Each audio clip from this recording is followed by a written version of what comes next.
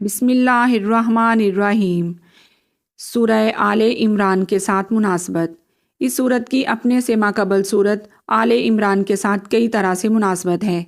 जैसे सूरह आले इमरान के आखिर में मुसलमानों को तकवा और परहेज़गारी इख्तियार करने का हुक्म दिया गया था, और सूरह निसा की इब्तिदा में तमाम मुसलमानों को इस चीज़ का हुक्म दिया गया है। सूरह आले इमरान में ग़ज़वा उहद का वाक़या तफसील के साथ बयान किया गया था, और इस सूरत की आयत नंबर 88 में भी ग़ज़वा उहद का जिक्र है। सूरह आले इमरान में ग़ज़वा उहद के बाद होने वाले ग़ज़वा हमरा उल असद का जिक्र है, और इस सूरत की आयत नंबर 104 में भी इस ग़ज़वे की तरफ इशारा किया गया है।